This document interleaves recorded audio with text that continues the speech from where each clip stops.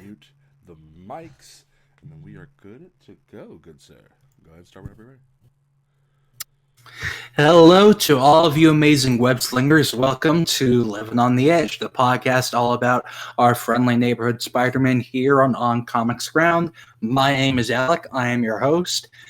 You can follow me on Twitter. I am at the Alec Thorn. You can follow the podcast on Twitter. It is at LOTE_podcast. You can follow On Comics Ground on Twitter. It's at On Comics Ground. You can follow us here on Twitch. You can subscribe to our YouTube channel under the same name.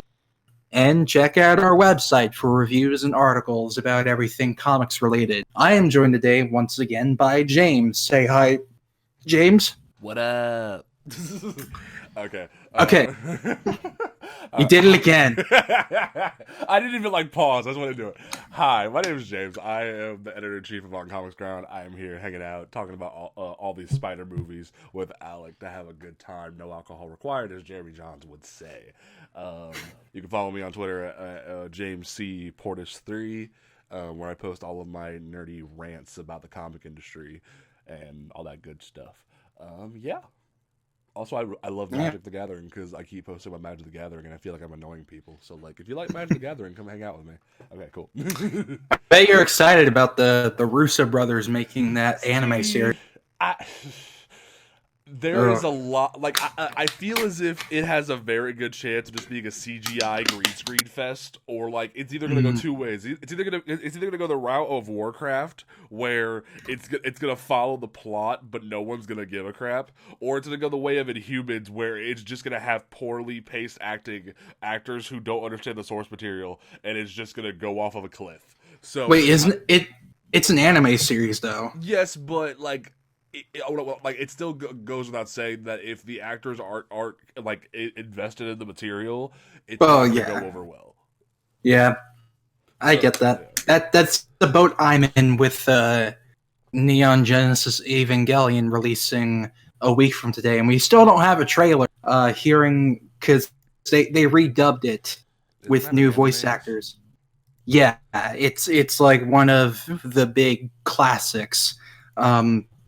It's like they basically, what happened was Netflix announced they got the rights and that they would stream it to the world in 2019. Then the next day we find out they're redubbing it and they didn't even ask the original voice actors who are still voicing the characters in the new films. They didn't even ask them to come back, and they basically gave them pity auditions. But they didn't cast them at all. So now there's gonna be a whole new cast, and I'm not really okay with that because I think dubbing has improved a lot, but they also use the same 32 people. So that the iconography is going to be a bit lost, and yeah, I don't know. I feel like they're just not showing it because they know that they're gonna kind of get a shitstorm from people who don't know already. But maybe I'm just swimming up shit creek for something nobody cares about. Who knows? But anyway, yeah. So we got some stuff to talk about today. So first we're just gonna go over some recent news with our boy Spidey. So first thing is that for those of you who are reading Nick Spencer's fantastic run of Amazing Spider-Man, Hunted has finally come to an end, and it has been a lot better than I have expected personally. When it first started, I was like, yeah, he does die at the end, and his son becomes the new Kraven the Hunter. Which, but his son. But here's the thing: this is the only thing I don't really like. His son looks exactly like him at the end. So it's like Kraven never really died, or it's just all the character development that he had is now gone because now he's totally new. Boomerang, where his son looks definitively different. He's just he looks like Kraven, basically. Yeah, the sons of Kraven were all basically clones of Kraven, because that's what Kraven. Dumb. Yeah, it's dumb, but they made it work because they had it where this son killed all the other sons of Kraven, and Kraven applauded him for it. But what I like, my thing that I didn't like at first was them was like, oh, okay, this is just a Craven's Last Hunt 2. It's just them doing it again because they know Craven's Last Hunt was iconic, so they're doing this again. But then as I read it, it's like, no, it's actually acknowledging that it's a Craven's Last Hunt 2, and it's like using it to its advantage. Like, what Craven does is that he gets Spider-Man in the Black Spider-Man costume, like, specifically. Like, he has apparently a whole closet full of them because he's obsessed with that knight. Of the Black No. Well, like, they don't say he does, but they imply that he has, like, several of them. Because the thing is, Craven is, like, obsessed with the fact that he finally killed Spider-Man, and he killed himself because he won his hunt. And then he was brought back when he didn't want to. So now this is him trying to rectify everything and make things right. And he's trying to make Spider-Man see that killing is necessary. Because what Spider-Man does is, what happens is that, for those of you who remember what happened in the Clone Conspiracy or Dead No More or whatever you want to call it, Kirk Connors brought his family back to life. And it seemed like it was going to be something really twisted and terrifying. Then in Spencer's run, it's like, no, Kirk Connors got this implant in his neck that lets him control himself as a lizard, and he's able to live happily with his family just as lizard people in the sewer. And yeah, it's a bit bad, but like, it's shown in a positive. It's not. How do I say this? It's not dire. It's more positive. But anyway, so Billy gets captured and Felicia Hardy has to protect him, which is another strong point of Hunted. Felicia Hardy was given a lot of character development. Because like, a lot of writers, I feel like, just keep her kind of stagnant as just one character trope. Well, there was that whole thing where she was the new Kingpin for a while, and like Bendis wanted to make that point very clear in like every Bendis book. Yeah, I just, like, that was interesting, but I didn't really personally feel like that was her. And that's why, like, in the new run, she's addressed like, yeah, I've been in a dark place for a long time, and it's because I don't remember who you are. And that's when Peter tells her who he is. So basically, it's him rectifying all this shit that's happened since One More Day. But anyway, why does that sound like that? That literally is the plot of both DC and Marvel comics, where they went, hey, we're gonna make Black Cat and Catwoman both like the Black Mask and the Kingpin of our universes, and then like at the end of the New 52, they retconned it and let Tom King do whatever, and then in Marvel, once Bendis left, they just said, you're not the Kingpin anymore, bye. Like, and the thing was, they actually were like say what you will about like Nick Spencer saying she was in a dark place. No, there was some cool stuff going on. Like in Power Man and Iron Fist, she was like trying to work with Tombstone to bring down the new Heroes for Hire, and like during Miles and Miles and Defenders, she was working with Hammerhead, because Hammerhead basically just became Black Cat's bitch, and it was the funniest thing. I loved it to death. So it's like, if someone besides Bendis would have been like able to like tell a story of Felicia as the Kingpin, I feel like it would have went over very well. Yeah, I don't know. Personally, it just wasn't for me. But I like that Hunted kind of made her start to care about somebody other than herself or Pete, because that seems like, because they're like, and maybe I need to brush up. That's more than likely, but like every like thing I've read with Felicia Hardy, sans the Queen Pin thing, has basically been like, she is all about her and Peter and nobody else. And Hunted basically shows her becoming like a big sister figure to Billy Connors, and she's like his protector. And it's been really interesting seeing her develop that kind of attachment to somebody other than, you know, whoever. But yeah, that it did a lot for her character as well. And how it resolved, I think, was good. Is Craven tried to show Peter that, no, you have to kill. And then Peter showed Craven that, no, you don't. And basically, what Peter had to do in order to save Felicia and Billy was that he had to rip out Kurt Connor's inhibitor chip or whatever. But that basically would have killed him. So Peter was basically sacrificing him. But like, thankfully, the lizard came back and Kurt Connors was able to control the lizard. But we don't know what's become of him. But basically, Peter made Craven realize that no, you don't have to kill. And Craven actually realized this and let everybody go and protected Peter so that he could get out. And how he did this was that he put on the black Spider-Man costume and let his son beat him to death. That's dark. So he could. Yeah, it's dark, but it's really impactful and kind of closes Craven, like the first Craven story, to a close. So okay, so I like that. Here's my question for you. Now that we are like, I think we've passed a year of Spencer, and we've had this big old arc happen. Do you think he has the potential to go further, or do you think he should end on a decent note and let somebody else come in? I think he has the potential to go even further because he still has not resolved the plot. He's nowhere near resolving the plot of the Centipede villain that's been showing up, and like the Centipede villain has been kind of like present in Hunted.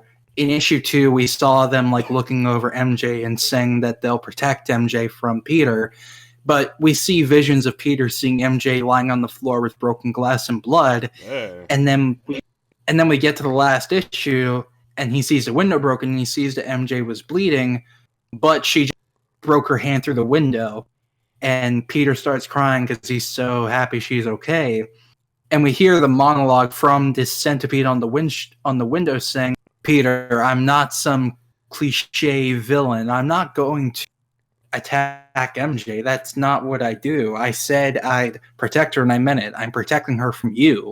Oh. And it's really interesting because they're like, you are the cause for every bit of pain and misery in your life, and for the lives of the people around you.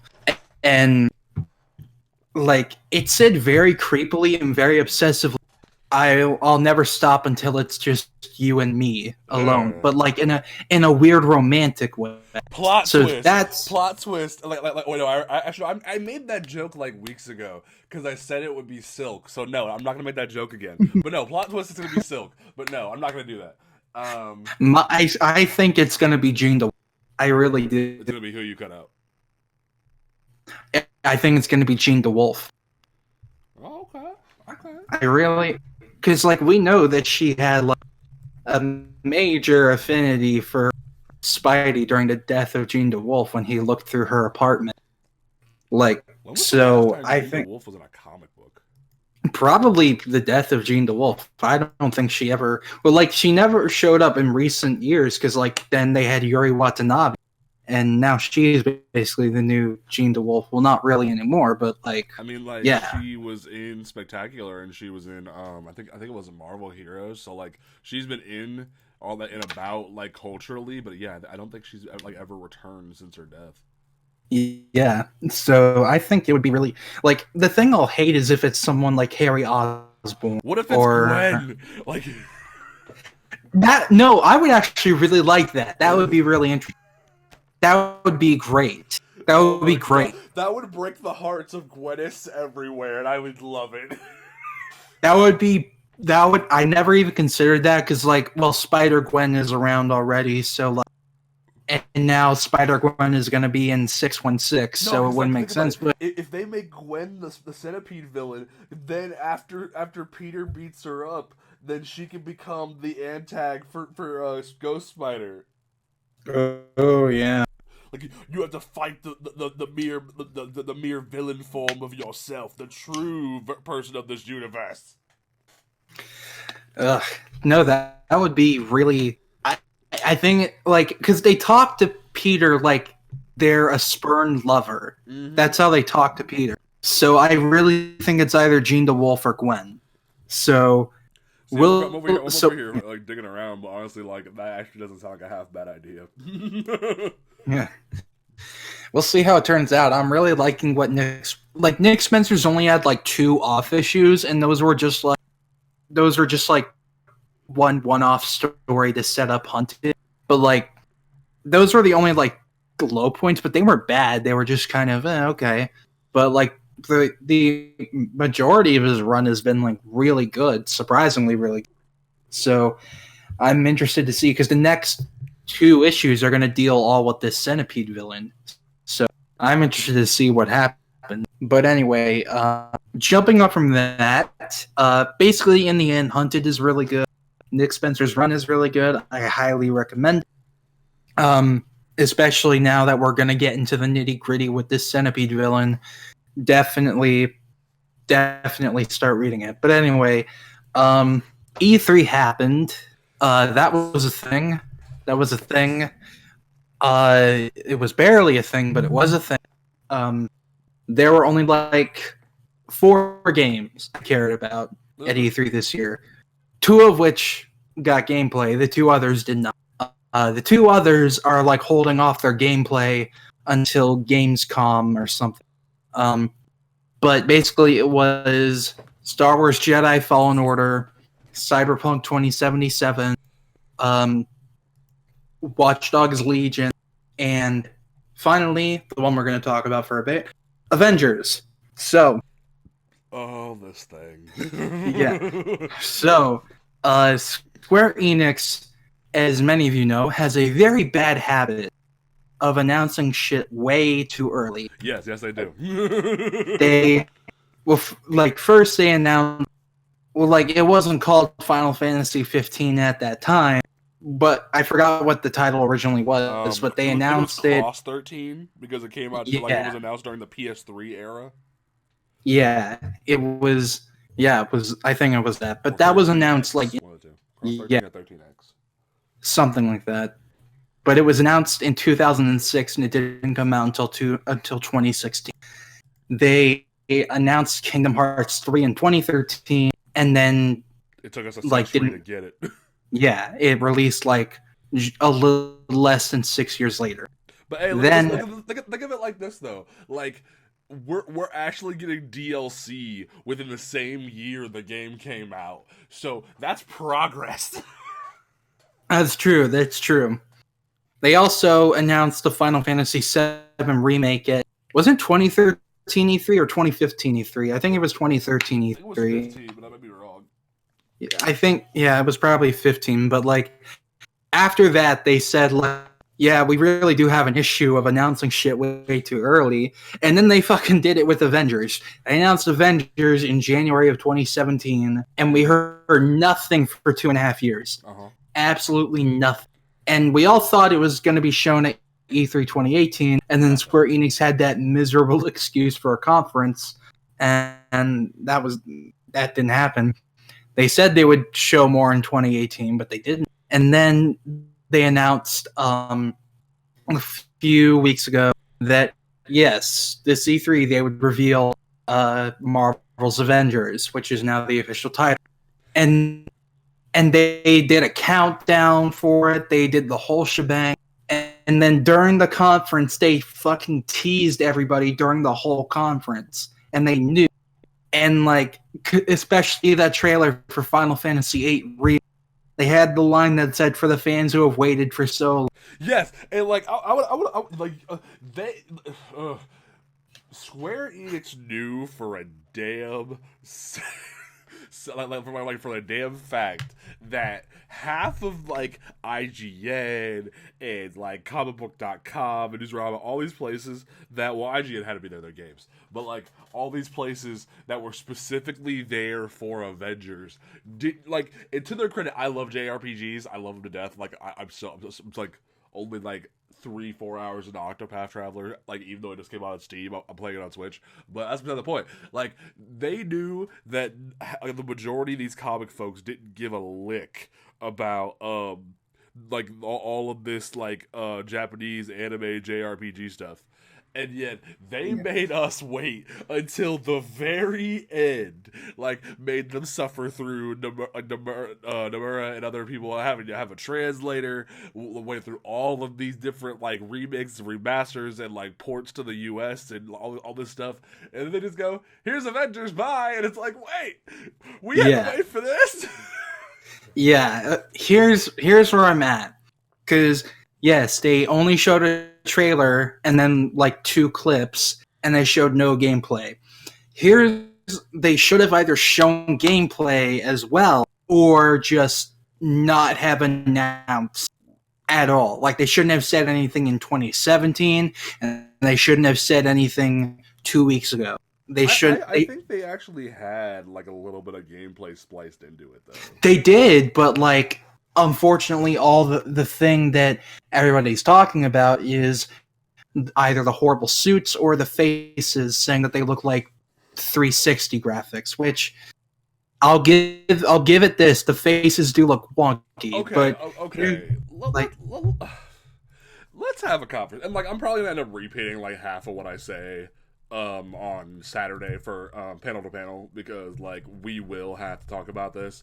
But if you look at the actual like the one big screen, like the one big group shot, but like before Steve says Thor, go check it out, or like Thor, Tony, go check it out, they don't look horrible. Like, I need everyone to calm the frick down. Like, yeah, exactly. Like, the only one who looks questionable is Banner. Like, Thor's costume, it looks freaking amazing. His hair needs a little bit of work in the shop, but like as you could tell, it was kind of struggling. But otherwise, Thor looks great.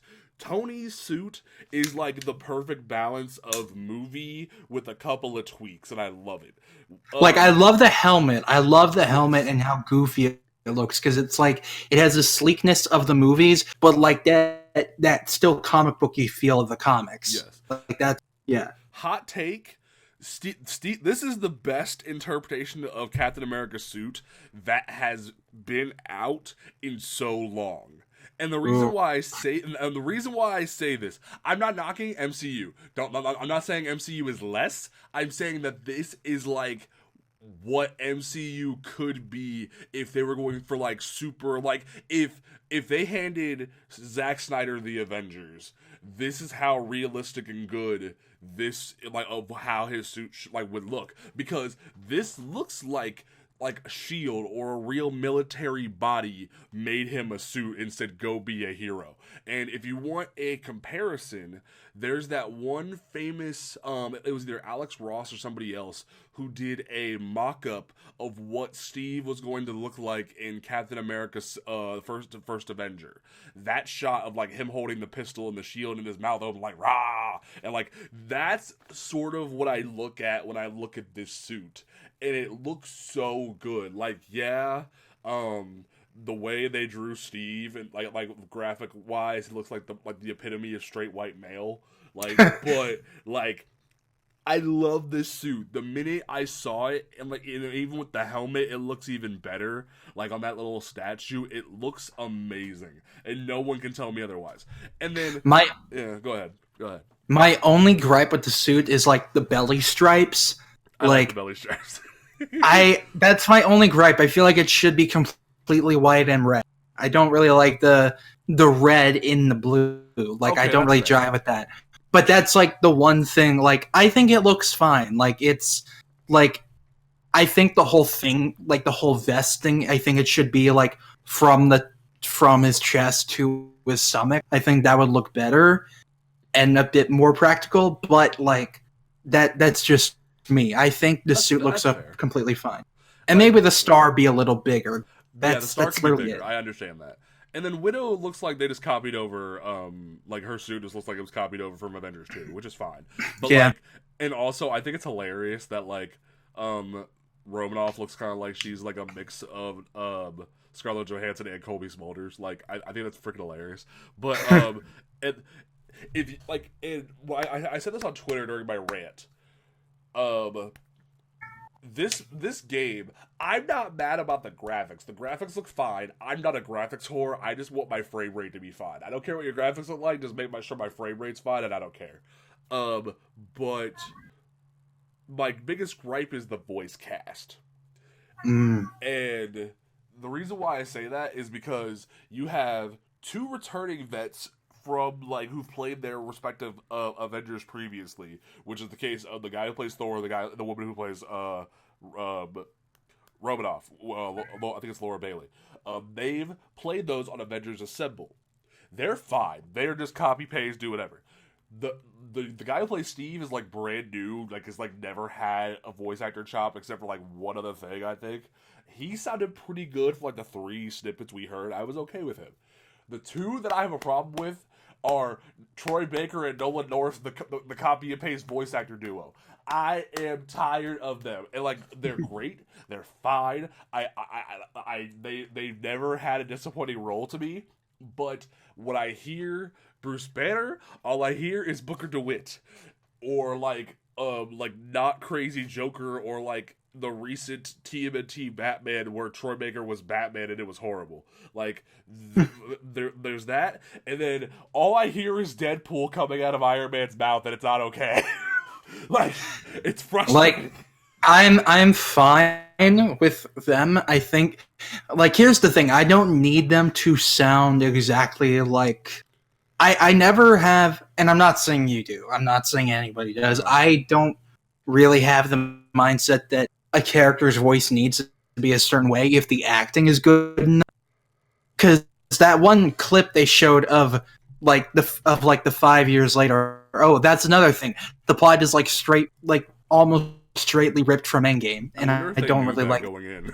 They definitely had to. They had to. Like, it's too eerily similar. Like, what if, like 5-year time jump. Didn't even tell them. They were just like, "Fuck it, they're fine. They don't need to know." I don't know. It's too eerily similar. But like, we have that clip of Tony and Bruce talking together, and I like the acting carries it for me, even though they don't really sound. They don't really sound like what you'd think Tony and Bruce would sound like. They carry it. Their acting ability definitely carries it. I will admit that. Yeah, but it's just like they're kind of being told to just do the same voice they've done. Exactly. Like that's the biggest issue, because like Nolan North, like he's playing Superboy and Superman on Young Justice. He's played Deadpool. He's done 1,000,001 World. He's done so much. Troy Baker has done so much. Like you had 2 great options here. You could have called the guy who played Iron Man and Earth's Mightiest Heroes, who sounds like Robert Downey Jr. in a lot of ways, and everyone would have just been like, "Oh, he sounds like RDJ, yay!" Or hell, you could have just had a full Earth's Mightiest Heroes reunion, or you could have just called Adrian Pastar and Roger Craig Smith and the dude who plays Hulk. I'm blanking. He's Hulk in like everything, and he's also Soldier 76.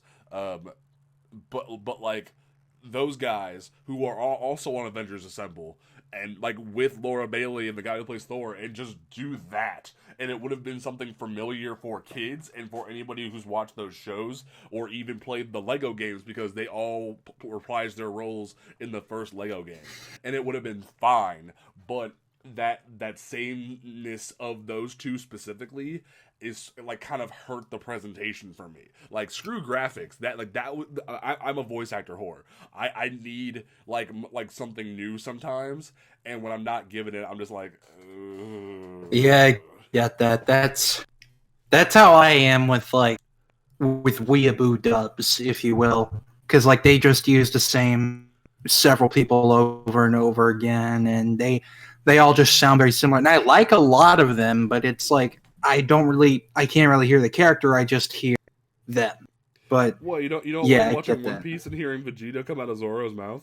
Oh yeah, that's a blast. I've never even actually got around to watching One Piece, because like I found out recently from my friend who actually does watch it that right now they're only halfway to getting it. So I'm just like, nope.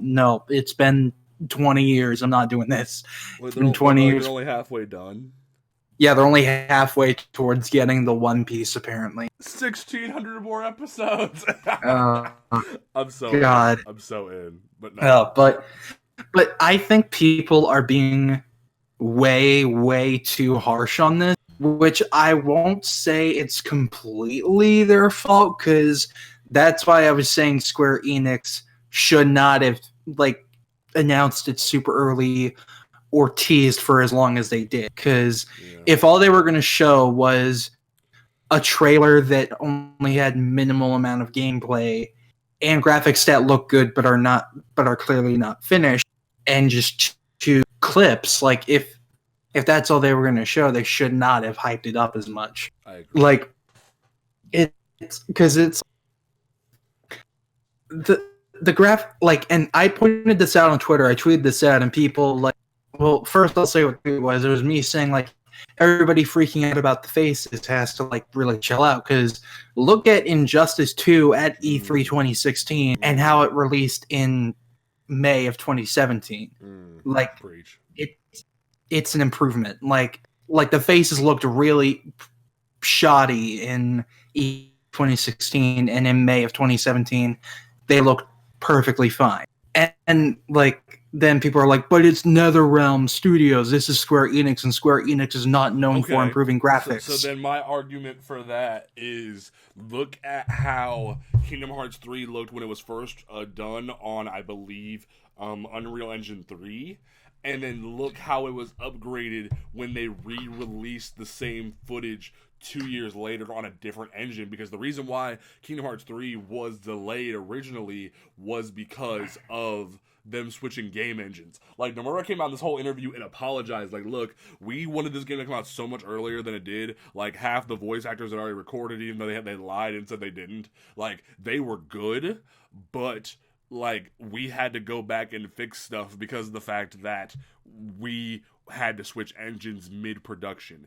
And I have a lot more respect for a company doing that than just rushing a game out and it being trash. So don't get mad at Square Enix for like the graphics not being like up the gate or whatever. And also, we're in the age of live services, as my great man Jim Sterling would say.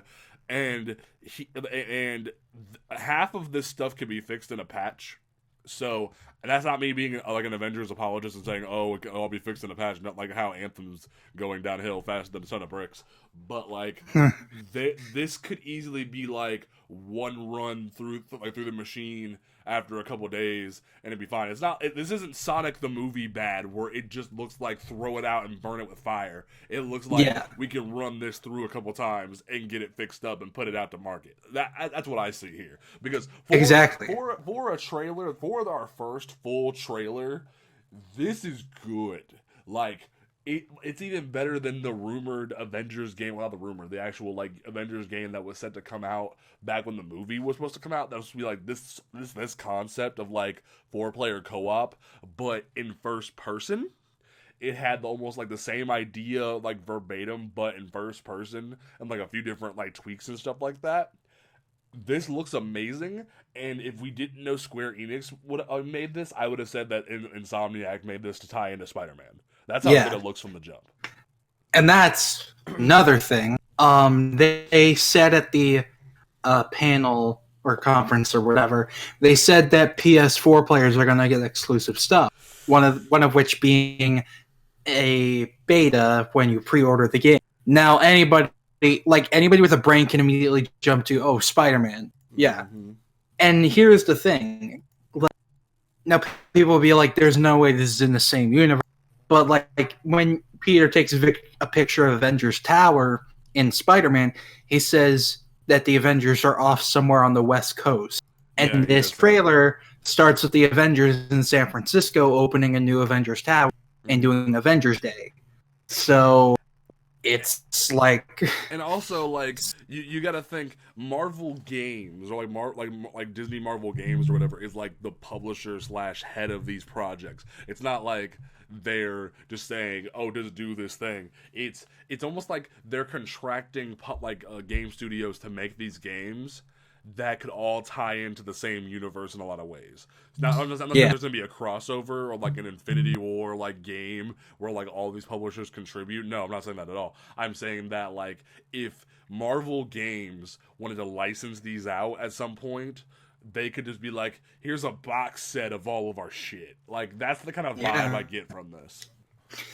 And I'm totally fine with it. Like, some people are strangely against them crossing over, and I don't know why. I mean, I get the worries, I get the concerns about, like, how them being in the same universe would affect stuff, but it's like, it depends on execution, and I trust these developers and publishers, so even if it's not in the same universe, I'm sure that PS4 players will get the Insomniac Spider-Man suit, like just as like a skin or something. It'll probably be that, but like it would be pretty interesting if we have fucking Yuri Lowenthal Spider-Man just pop in for like a couple missions and be like, "Hey everyone, why didn't you invite me to the West Coast?" Ooh, who knows? See, I don't know if Spider-Man will get like, because they said from the jump that A, all DLC is free, and B, we're gonna have more characters come out, like a lot of more characters come out, so this game has a long-lasting time period.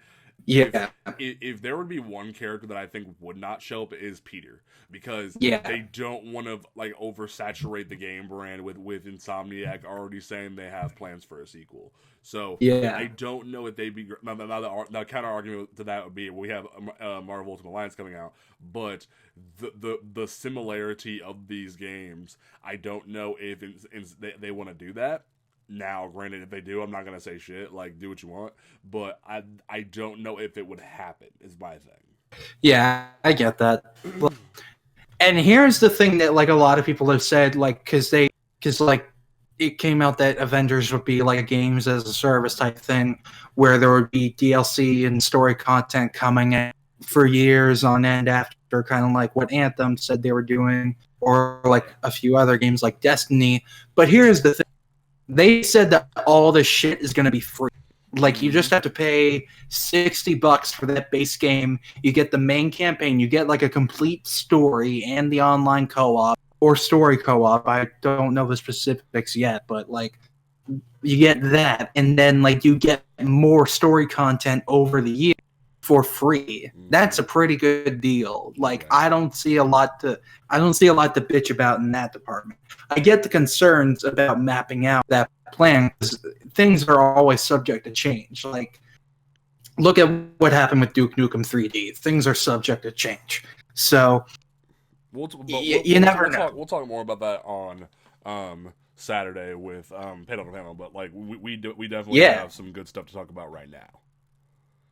Yeah, we've spent way too long talking about this other shit. We all know why you all are, because we are doing a little thing of talking about and reviewing all the Spider-Man movies until Far From Home comes out in a few weeks. So let's dive right on into Spider-Man: Homecoming. So first, let's talk about the let's do the history lesson time. Everyone's favorite part of these episodes.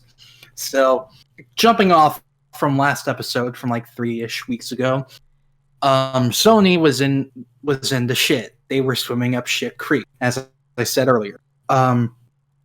They had all these sequels and spin-offs being planned. Andrew Garfield got fired, and the email leak from Sony because of the stuff with the interview, that whole thing that went on in 2014, like showed all these plans for a Sinister Six movie, a Black Cat movie, a Silver Sable movie, a Silk movie, and like a Sinister Six movie, and a fucking Aunt May movie with her as a fucking secret spy, revealing that she would be Peter's mother. They're trying to adapt Trouble. That's how desperate they are. So like this puts Sony in the shitter. Like it opened their curtains to all the like not so good shit going on behind the curtains.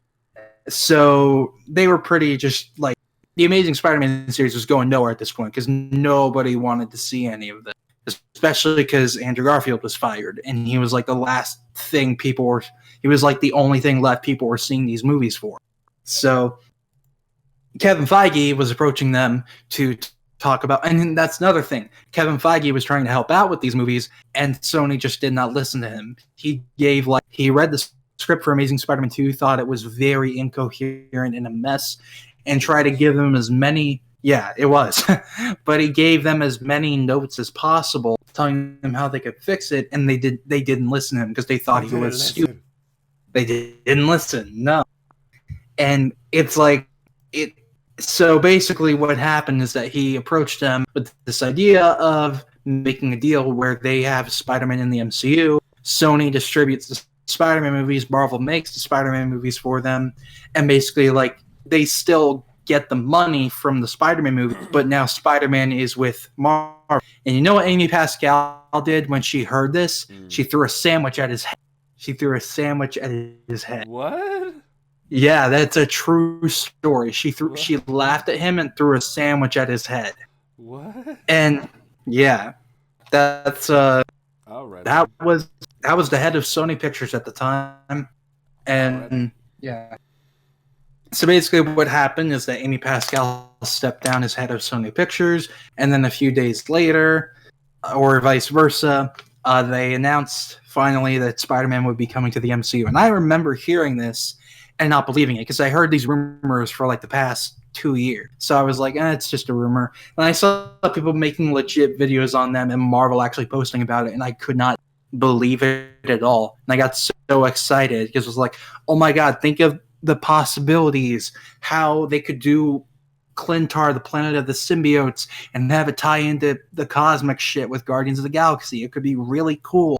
And then Venom happened, but that's for next week. But anyway, later that year, they announced that Tom Holland would be playing Spider-Man and that John Watts would direct the first solo Spider-Man movie. And they said that Spider-Man would make his first appearance in an upcoming Marvel movie, which everybody knew at that time was going to be Civil War. That's what everybody knew. So then Civil War happened, and everybody pretty much universally loved Tom Holland's Spider-Man in that movie. I can't remember at the time. I can't remember anybody saying anything inherently bad about him. Really, I don't think so. No. Yeah. Initially. I mean, nowadays it's a different story, but back then he was pretty much universally loved. But that's how it always is. Like every time a new Peter Parker's introduced, people are like, "This is the best one." Every other one before him sucked. He's the best Spider-Man and Peter Parker ever, and we only saw him for like 30 minutes of the movie. And I mean, he's the best, my personal opinion, 5 seconds. Yeah, but like. My personal opinion is that he was great, but we need to see his solo movie. Yes. So then, of course, production for Homecoming started, and we got Michael Keaton as the Vulture. We got like a lot of interesting casting choices, which I actually really like. So then, Homecoming released in July of 2017. It was pretty much universally loved until like more people started coming out with different opinions on MCU Spider-Man, and now we're in the state today of where even talking about any different Spider-Man is controversial for some reason. Anyway, I think it was always controversial. It's just like people are finally starting to like open their minds to the idea of discussing stuff like that. Yeah. Yeah, that's true. I don't know, but regardless, so Spider-Man Homecoming. What are your initial thoughts on it, James? See, and like I remember back when the first generation of Panel to Panel had a review of this. Okay, so I'm going to say that Tom Holland is the best Spider-Man that we've ever gotten, because while I feel that Tobey Maguire had everything nailed down about Peter and Garfield had a lot of things nailed down about Spider-Man, they didn't have both parts. They had flawed versions of both parts because, like, Garfield was trying to be emo and cool with his hair flipped back and a skateboard and thought he was all cool with a bag of chips and like, yeah, like, and then Maguire had his issues where he couldn't like be as quippy and witty as we want. Versus with Holland, like him being the millennial quippy person that we want is great. I will say that the controversial statement of the day is that Holland's best roles as Spider-Man are in the MCU team movies, not his movie. And the reason why I say that is because it seems as if he has more to offer when we're not focused on this mess of a world that whoever wrote the script for Homecoming left him in. And while that is not a statement to say that the whole of the movie is bad, there's great things like Vulture and the issues with Iron Man and stuff like that, and the graphics and everything that happened with it, and Holland as a character and whatnot. This movie has a lot of problems, and like a lot of it has to do with the cast. A lot of it has to do with the overall cast around Holland, like because of the setting of the characters that are wrapped around him. It's a lot of that, and also things they give to Holland as Holland's Peter. But I will say, when I first saw the movie, I gave it a 8 out of 10. And as a movie and as a comic book movie, it still gets a 7.5 to a 7 out of me. So if that tells you anything, I don't hate this movie. I just have a lot of problems with it from a comic book fan's perspective. So that's where I will leave that as we go into this.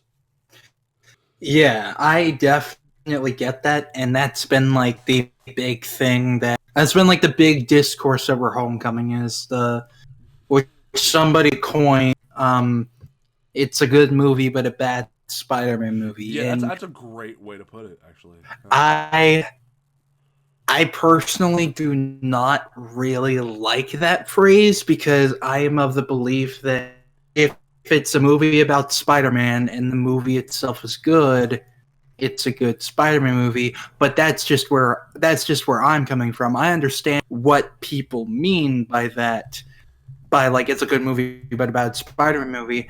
But personally, I'm just like, no, I can't say it's a bad Spider-Man movie because it's a story about Peter Parker trying his damnedest to do the right thing. And this is a more underlying tone of the movie. I will admit it is there, but they did not go into it as much as they should have because they were too focused on the flashy tech suit and Peter trying to please Tony Stark. But I'll get into why I defend that aspect in a minute. But what I like about Homecoming is this underlying thing of how hard it is to really do the right thing. Because in the beginning, Peter is doing very simple shit that seems like, well, I mean, I guess he's doing the right thing, but it's a weird way of going about it. Like, he stops a bike thief, and then he just leaves the bike because he can't find who the owner is, and just leaves a note. And then he tries to stop a guy from robbing a car, only to find out it is that guy's car. That stuff that reminds me of stuff from like early Spider-Man comics and low ground level stuff that Peter has done that shows like, yeah, sometimes it's not as simple as like a bank robbery or a carjacking. It's like sometimes it's like, well, there's a difficult way to go about things, and that's something that goes deeper with Vulture because when we find out who he is, that he's Liz's dad. Spoiler alert, but all should have probably known that. We find out that like this asshole who's been like selling these really dangerous high-tech weapons is a family man supporting his wife and daughter after he got screwed over by Tony Stark and Damage Control, and he's just trying to like he's not going about it the right way, but he is doing everything he can to support his family, and that's the whole thing Peter comes to grips with at the end is like he's seeing it in a very black and white way when he's trying to stop him. He's like, but I know that selling weapons to criminals is wrong. And Toombs basically breaks it down. It's like, well, we're screwed over. What else can we do when we're screwed over? And this escalates throughout the fight that he has with him, with how things escalate from, well, kind of de-escalate from him trying to stop the big bad villain from making the robbery to him just trying to save one person when Vulture's wings are about to explode. And that's the one thing Peter does. And that theme doesn't really wrap up in a solid, conclusive way, but I feel like after rewatching like several times, I've gotten that sense that Peter comes to the conclusion that the world isn't really black and white. And that kind of feeds into how he has been trying to please Tony Stark. Now, what I will say, I'm going to get into this right now, because a lot of people, this has been that was going to be my next topic, so you want to just get into it? Wait, what? Like, what you're about to get into is what I was about to get into, so you want to just get into it? Yeah, I'm going to get into this. A lot of people's complaint has been Uncle Ben not being in the movie, and there being no mention of him by name, no pictures, nothing. And I've seen people who have completely, fully made themselves believe, oh, the MCU erased Uncle Ben from canon. He doesn't exist in this canon anymore. And I'm like, no. No. Like, they have said countless times in interviews, oh, yeah, this is because of Uncle Ben. There was apparently part of the script where when Peter was trying on suits that they mention Uncle Ben by name, and they say that the suits all belong to Uncle Ben. But the reason why they don't do that, which is what John Watts has said, is that they don't want to mention of Uncle Ben to just be something impactful. They want it to be a part of a plot, and they want it to mean.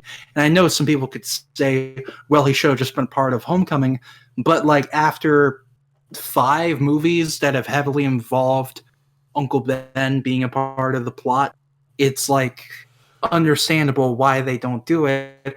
And also that scene that Peter has with Ned, where Peter nearly starts crying, pleading to Ned that he can't do this to May right now after everything that's happened. That should be a clear indicator that, yeah, Peter had an Uncle Ben, and Uncle Ben got shot and died, and that's why he can't do this. That should be a clear indicator, but I don't know. I agree with everything you just said, and I want that to be known before I get into my thing here. I agree with everything that you just said, but like I'm gonna put a big old like butt sticker on this or a big old butt stamp, whatever I'm gonna call it.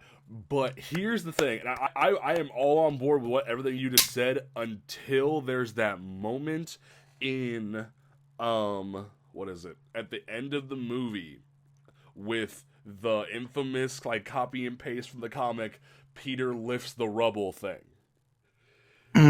There's that moment. That's where the entire argument of oversaturating Uncle Ben goes out of my window, out of the car window, because you had that scene have him think about Tony and not Ben. That's where you fucked up. Like, I don't give a crap if it's just Peter has a thought about Ben earlier in the movie, or like a flashback or something small that makes him think about like a dynamic of between Tony and Uncle Ben. I don't care if it would have been kind of cool if like Uncle Ben hadn't died before Tony got there in Civil War, and like Uncle Ben meets Tony and not just hit on Aunt May because she's hot. Like, actually have that moment. That way you can say maybe Uncle Ben got shot while Peter was in Germany. And like it could have had that same dynamic of when Peter was trying to be a wrestler and a TV star as Ben died. That could have had that same dynamic in a way. And as Peter gets home, he finds out Ben's gone, and then this whole thing happens.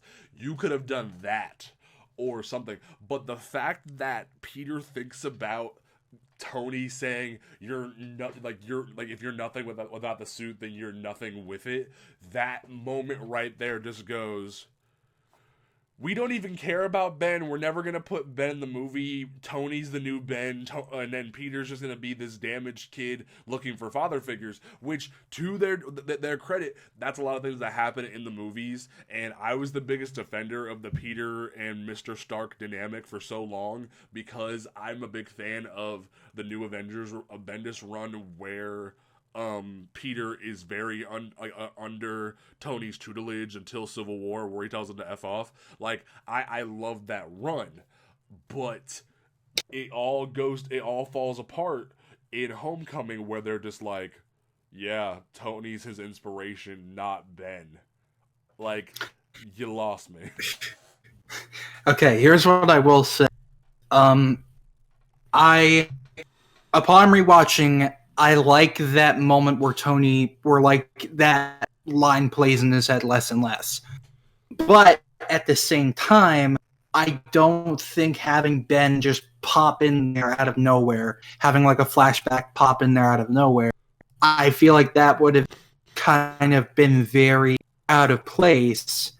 And I don't mean to defend like like it shouldn't be a bad thing to defend like newcomers or whatever, but it would confuse a lot of people like through this plot because it's like, well, who's this? Well, I mean, everybody knows the story of Spider-Man, yeah, but like it would still be the movie would have to like kind of halt to just be like, okay, here's Uncle Ben, let's address him by name.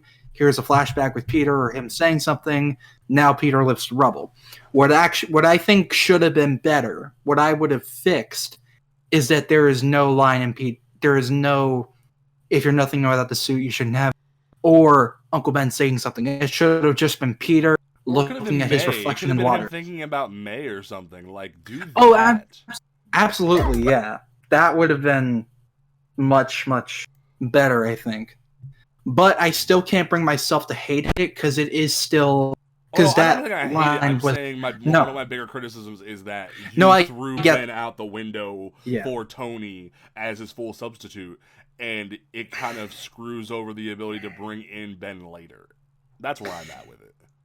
I get that. I don't think it screws up the ability to bring in Ben later because I feel like Far From Home is going to be the big like proving ground for this because I won't be mad if Ben isn't in the movie if the plot doesn't call for him. But if there's an opportunity to have Ben mentioned or at least implied and they don't really take it, that's when I'm going to be like, okay, yeah, they're trying a bit too hard to avoid Ben and they shouldn't really do that because it's more awkward that they're avoiding it rather than addressing the elephant in the room. Like Ben's just sitting in the corner. It's like Ben's the elephant from Family Guy. Where like you're just like you're not addressing me. Like you could address me right now. Like I'm here. That's what I'm saying. Like don't throw it in. Like you could have set this up and it would have been fine, but you chose not to. That's pretty much where I'm at with it. I get that. Like me personally, I'm just like if the story is good and like I did this poll on Twitter. I asked like, okay, if like Far From Home is a genuinely good movie and and does Spider-Man really well, much better than Homecoming or whatever, and like it's a universally loved movie, will you still be mad if Uncle Ben is not mentioned or implied? And like a lot of people said yes, but there were some people who still like a lot of people said no, they wouldn't be mad, but some people said yeah, they would be mad, and I just can't get that because it's like if it's a good movie, I just wouldn't care at that. But I understand, but at the same time, I'm just like what I care about is a good movie, and like something that at least pays respect to Peter Parker. And I can't agree with the notion that some people have had that Homecoming is like the worst like film for Peter Parker and just makes him Tony Stark's just makes him Iron Boy Jr. or something, which is what Mr. Stark got so annoying. I'm sorry, like it did, but at least like he called him Tony at the end of it. I will give him that. But so basically, like I can't buy that because there's so much stuff in this movie that I'm like, no, that's Peter Parker. That's what Peter Parker would do. What I'm saying, like, Tom Holland does everything about Peter Parker that's great. He does the struggling with the double life. He does the struggling to have the love interest. Like he does the right thing. He has the quips. He has the jokes. He has everything about Peter that's great. I just think the movie around him minus Vulture is so weak and it struggles my life. I get that. I'm like, there were two scenes in particular that are like, that is so Spider-Man. The first one is Peter looking in at the party in his suit with his mask off. And the second is him looking down from the skyrise into the pool where all of his friends are. And he can't be with them because he has more important things to do. And now here's where I'm going to get into this, where people are like, everything Peter does in the movie is for Tony and to become an Avenger. Here's my interpretation of this, because this is just where I'm coming from and jumping back underlying underlying theme of how hard it is to do the right thing in the movie. My thing is that Peter sees being an Avenger as like an easy way out, as like a more black and white position to be in, so he knows he's doing the right thing. So he knows that he's this big hero standing with other heroes protecting the world from dangerous threats. It's my interpretation, my personal interpretation, that it's him seeking an easy way out of his guilt over Uncle Ben. Then throughout the movie, he realizes that no, these people need somebody looking out for them who can make these tough decisions in more gray situations, and like it isn't specifically implied or alluded to earlier, but I mean, even Tony says in the beginning, there's a little gray area in there, and that's where you operate. And in the end, Peter goes back to that gray area where he operates, the gray area where you don't know, where it's hard to do the right thing. And that's why he rejects being an Avenger at the end of the movie, because he's like, no, I need to be there for those common people who need a hero to protect them. So that's my whole thing with him trying to quote unquote please Tony and become an Avenger. And even at a point, Peter just goes behind Tony's back. Like at that point, he's not trying to please Tony. He's just trying to become a better hero. So Tony realizes that and allows him to be an Avenger. And like, for people to say like, well, everything he does in the movie is to become an Avenger. At the end of the movie, he leaves Liz at the dance to take down Vulture, even after that whole scary talk that he gave to him in the car. Which that scene is perfect, by the way. Yes, it is. That scene is like the whole third act of Homecoming. I absolutely love, because that is just pure Spider-Man goodness, in my opinion. Yes. But like, after that whole talk where Toombs threatens to kill Peter, not just Peter, but also everybody he loves, if he interferes with him again, Peter still chooses to go after him because it's the right thing to do. And not to prove anything, but because he knows it's the right thing to do.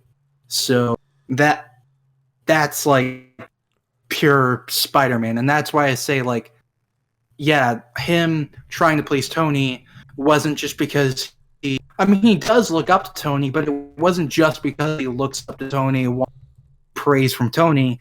It's because he wants to be a better hero and he wants to do the right thing where it's more clear. But then at the end of the movie, he realizes, I have to be down here with these people, protecting them from stuff that, like, no people would really look twice at, if that makes any sense. But that's where I'm coming from with the movie. I highly agree with you, sir. Yeah. But, yeah, I defend that rubble scene to death because it carries the same, like, it's not a verbatim... Like, it's not a verbatim like somebody was saying, like, because it referenced a scene from a comic, it's technically an adaptation of If This Be My Destiny, which it's like, no, it's not. Like, you can reference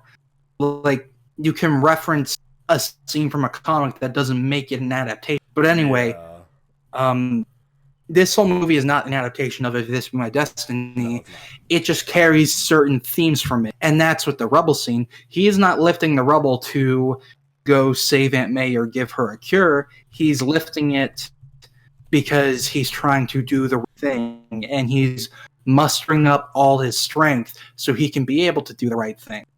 And that's the main core of that iconic scene, in my opinion. And yeah, the voiceover of Tony saying, if you're nothing without the suit, you shouldn't have it, does kind of detract from it. Even though I think it fits in the movie, it does kind of detract from it. If they were going to do a voiceover, it should have been May. But it should have either been May or just nobody, and Peter just looking at the mask and seeing that, yes, he is Spider-Man and he needs to get going and stop the Vulture. And that's, like, when people say Tom MCU Peter Parker is completely inaccurate to the comics, I'm like, okay, who is Peter Parker? Take away the jokes, the angst, take away the love, like take away that. Who is Peter Parker? He is a person who is constantly trying to do the right thing even when it's tough, because he knows that with great power comes with great responsibility. That idea. Maybe not those words verbatim, but that general idea.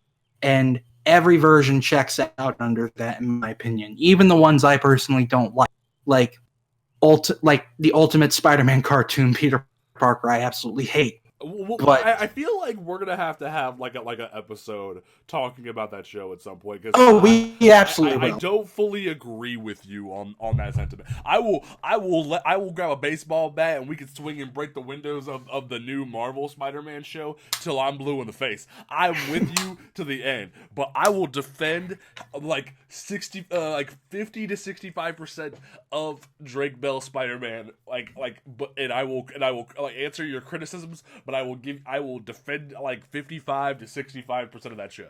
So yeah. And I get that, and I personally do not like him, but he still falls under the category of somebody who's trying to do the right thing when it's hard, because with great power comes with great responsibility. Because that is who Peter Parker is, and like I said, every main iteration version of him checks out under that. Like Toby checks out under that, Andrew checks out under that, Tom checks out under that, Yuri checks out under that, Christopher Daniel Barnes checks out under that. All of them do. So when people talk about specifics like, is he quippy enough? Is he angsty enough? Does he get enough? Does he have a massive love life? Like, it's just menial shit to me, because it's like, if we're getting that core of Peter Parker, That's can what do. matters. Yeah, that's what matters. You can tell the core of the story in many different ways, all of which can be accurate. So when people are mad that this Peter isn't angsty like he is in the early Lee Ditko run, I'm just like, why does it matter? Like, yes, like, because not a lot of people know Peter Parker for being angsty. Like, I mean, he is definitely angsty at times, but that's not like what the majority of people remember him for. But anyway, enough with that. Sorry about that rant. It was a very justified and very well put rant, so good job. I'm just sick of Spider-Man. Like, I'm sick of feeling like being a fan of this character means I have to means I have to defend a certain version of this character and why I think he's good, from people who are like, oh, he's not accurate. He's not 100% accurate. Like, nothing is going to be 100% accurate unless you painstakingly adapt every issue. And that's never going to happen. But anyway, so the side characers, let's talk about them. Let's talk about them. Now, I will just quick because we're almost we're almost out of time. But I want to actually get my argument out of the way. But I'll let you start before I go. Okay. Yes, Ned in this movie is pretty much. You mean Ganke? Like 100%. You mean Ganke? Is it Ganke? I don't know how to. Does anybody know how to pronounce that name? I say Ganke half the time, but that feels so wrong. So I think the correct one is Ganke, but I say Ganke. No, that is not Ned Lee. That is not Ned Lee. That's not Ned Leeds. It is Ganke. Like, but here's the thing. I have made peace with that. I have accepted that, and I've moved on, and now I'm able to enjoy it because I think Jacob Batalon and Tom Holland have really good chemistry. And again, the whole proving ground will be Far From Home, because like, a big popular theory is that Ned is going to die in Far From Home. Because for those who don't know, in the comics, Ned dies in Europe when he's with Peter. Like, it isn't in like Prague, it's in Berlin, but they go to Europe and then Ned dies. This is very eerily similar, so who knows? Maybe really happy, so yay. Get rid of get like rid of fake Gank, please. Get rid of fake Gank. I wouldn't be happy because I love Jacob Badlon. I think he's really good and has great comedic timing with Tom. I agree definitely with that sentiment. I just if you like there's one easy solve for this. You want to have a new character that is Asian American that you have a dynamic with Peter of. Don't make him a nerd, and don't make him so close to Gank / Ganke, however you pronounce it, but like to the point that you literally have him playing with Legos. What you do is that you make him Kenny Kong. You make him a jock, and you have him be Kenny Kong. Put a football jersey on that big ass motherfucker and make him be Kenny Kong. Don't even make him have that stupid toupee. Let him just be a bald headed Kenny Kong and let him do what he wants.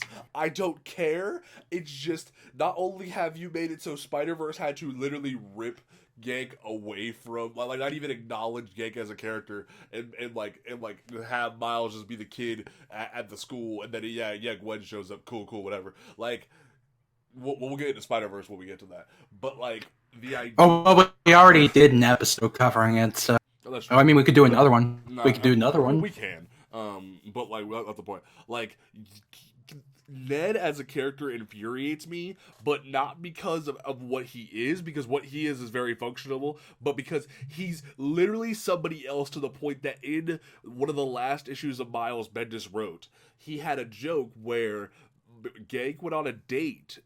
Actually, it wasn't a date. It was a he was trying to stop a girl from revealing Miles' identity to the world. She goes she goes, "What's your name?" And he goes, "Ned." You don't look like a Ned. Like that was the easiest little clapback that Bendis could have ever did, and it's the funniest crap. Like on top of that, Bendis ain't getting paid for Ned Lee. He ain't getting paid. He's not. Especially specifically because they ruined the idea of that. And now, granted, it would have pissed me off even more if Ganke would have been like in the movie with Tom Holland, but it feels even worse that you're just demeaning Ganke as a character by calling him somebody else, because like, and I don't know if it was the sake of diversity, but if you really wanted a diverse character with, and that goes for all of these side characters, if you want diversity for Peter, he has that. He has Kenny Kong. He even has Liz Allen, because they made her, I think, Spanish in Spectacular. Like he has other characters you could have brought to the table to be his new like supporting roster that isn't Ganke off of Miles's comic book, because that's what I'm referencing for anybody who doesn't fully understand me. Like Miles Morales' like best friend in the comic books is Ganke, who is like his side character, his guy in the chair, the guy who always covers for him. That's who's supposed to be like Miles' supporting character, not Peter. So that's why it infuriates me. But like you have that thing, you have annoying, really stupid Flash Thompson, who's not a jock. He's just a really annoying kid. I think he's from Guatemala. I might be wrong. Like it's just like, and now that is not me saying the kid who plays Flash Thompson deserves the hate and vitriol that came from the Spider-Man community. Oh yeah, that was horrible. That was horrible. Like you can take that shit somewhere else. That was horrible. When I criticize these actors, I never say that you should attack them. I'm saying that you can have an opinion and that's it. Don't like blow up their DMs. Don't blow up their Twitter. Don't make them feel harassed. Because I think this kid had to go to counseling over this. Like he did. That's horrible. What is wrong with y'all? Stop it. Like we can be mad as a community, but don't like attack people. That's just wrong. And then Liz is fine. Liz like even though she's not actually the Vulture's daughter, she functions well as a character, and they doesn't overstay her welcome. She's fine. Can I interject first? Go ahead. Because I know the big one we're going to talk about is MJ. I know that. But I want to say, it was in my honest opinion, it was a blessing in disguise that Into the Spider-Verse did not use Ned in the end, because if not Ned, Ganke, shit. Anyway, it was a blessing in disguise that they did not use him, in my opinion, because I feel like if he was with Miles throughout that whole movie, it would have been pretty cluttered. Yeah. Because Into the Spider-Verse is a great movie, but it barely juggles all the stuff that it does. Yeah. And a lot of things with it, like, it has some plot holes and some weird character choices, but the reason why we don't think about that is because it's such a personal story for Miles. Mm-hmm. So if we had a second side character who tagged along with him all the time, it kind of would have detracted from that. I think the reason why the scene where he has his first swing, which is like one of my favorite scenes of all time in any movie, why that scene is so emotional is because this is Miles on his own, finally coming into his own, without like any friends except for the other spider people. This is Miles coming into his own. So that's why I think it was a blessing in disguise that they did not use Ganke. But I do recognize that, yeah, they But anyway, Flash, I defend a lot, and I actually like in Homecoming, because I like the idea that Flash is part of Peter's circle. Like, Flash is in, like, Peter can't get away from Flash because Flash is part of the decathlon team.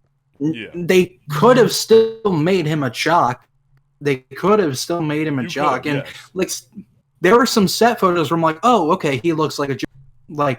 Like not the biggest beefcake one, but like he looks like a jock. And I wouldn't have cared. You could have made him something that wasn't just, oh, I'm smart and I'm shorter than you, so I'm going to be that cliche bully that just attacks you with words. Now, granted, Tom Holland had a great point when he came out and said the idea of like modern bullyism, where it is verbal, where it is digital, like stuff like that. That is a great point, and I agree with that. But this shouldn't have been Flash Thompson. Like, mainly because of the fact that I don't see this kid going to war, getting his legs chopped off, and becoming Venom. That's where I'm at. He doesn't. I get that. Yeah. I get that, but like at the same time, like this Flash Thompson is not there yet, and like we'd have, and like also like whether or not he even does Agent Venom is up in the air, but like I get where you're coming from. Me personally, I'm just like, you know what, it's a new take on Flash and I like it, and even in the Far From Home trailers I've liked him because he has that characteristic of he hates Peter Parker. I work with Spider-Man. Yeah, I love that, but like he's showing that he loves Spider-Man, but he still hates Peter, and that's a big Flash Thompson dynamic until he and Peter become better friends, which I hope does happen if Ned gets axed off. But anyway, I still defend Flash Thompson, and like all the unnecessary hate towards him is stupid.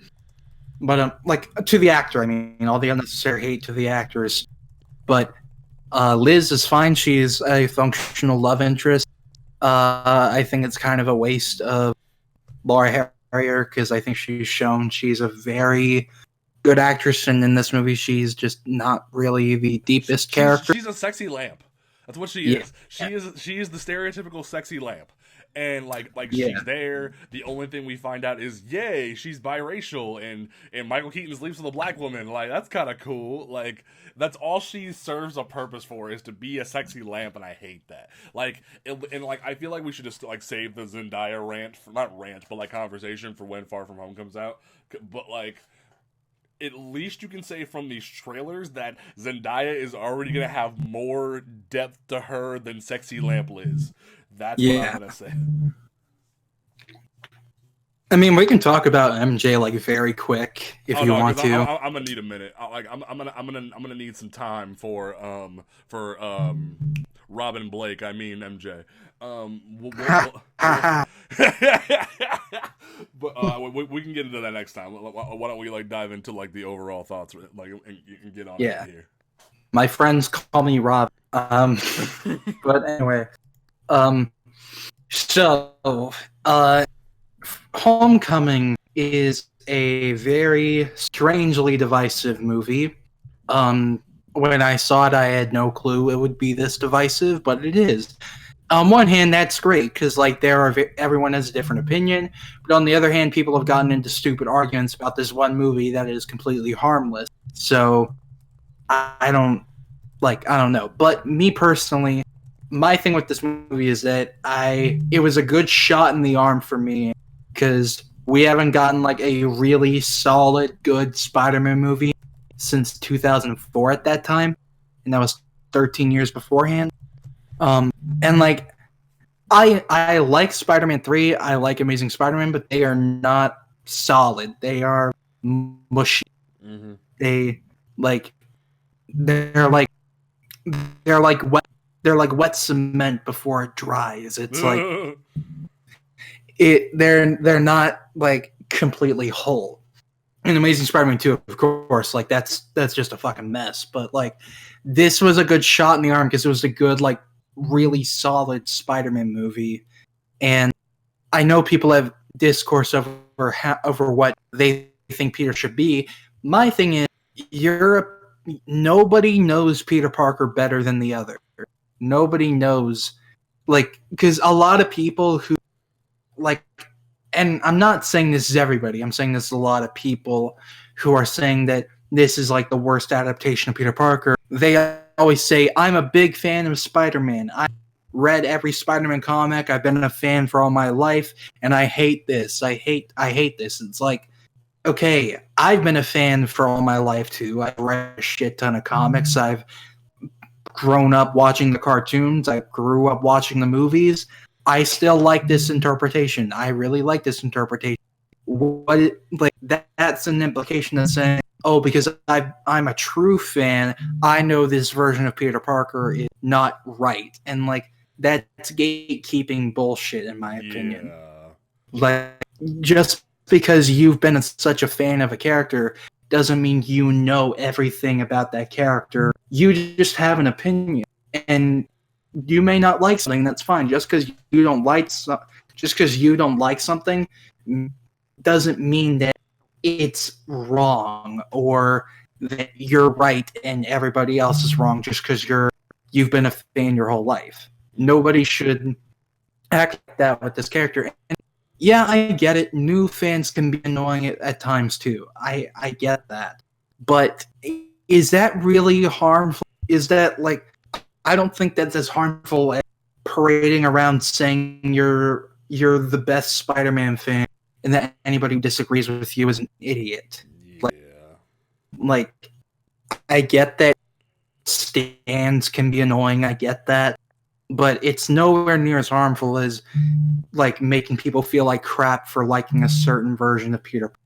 Exactly. So like, and that goes in like the biggest issue. Like, I know off mic we were like a good chunk of the team was having a conversation about like adaptation versus current thing today, and it goes into the idea of casual versus like diehard fanism too. We have reached an age with comic book media where not everything is going to be 100%. Case in point, when Black Panther came out, I walked into the theater and then saw one of my favorite comic book movies of all time, and then walked out. I knew it was flawed. I knew it had things going on. I hate that I had to say. I'm going to say this as an African American comic book fan. I love Michael B. Jordan's performance. I like what he did, but I hate what they did to Killmonger. And that's not to say I hate the story of Killmonger. I love the idea of making him modern, putting him in Oakland and doing something with him as a character. I love that. I love it to death. But Killmonger was a character with a ton of depth, a guy who was just in the poor, like he was in the poor section of Wakanda, or just in a village of Wakanda, who spent like a long time building a rebellion to come up against T'Challa and question his rule as leader, which in a way it looks like they kind of like backdoored that possibility in as a way to finally make M'Baku a villain, which was one of my criticisms of Black Panther as well, as they ruined M'Baku being a villain just to make him a funny side character. And like that, Black Panther should have been fully about Claw to the dead end, and they even killed Claw off, and it pissed me off. But I still think, Agreed. as a movie, Black Panther is one of my favorite comic book movies because I've been a diehard Black Panther fan since I was a child. I've always loved Black Panther. I've defended Black Panther. I've always said Black Panther needs to be one of the main characters in the Marvel Universe at all times because of what he stands for. That being said, I when the movie was coming out, I did like occasionally have that moment of I've been here supporting Black Panther since I was a child. Y'all ain't been, like y'all hopping on with your coming to America costumes and your African garb and whatnot, and y'all don't know a thing about them. I had like a couple of those, and I regret them, and because it hurt the ability for casuals to come into this character and love him. But after I looked inward and realized that it was a problem, I was able to actually like take some of my cousins to a comic book shop and be like, "Hey, this is how you get into this. This character has been here for decades. He was created with love by a man who wanted to bring more diversity into the comic book industry. He's been drawn by black artists. He's been like written by black artists. He's been created by black writers. He's being written by a black writer right now. You have the ability to love this character because of what he stands for." And I was able to rectify that.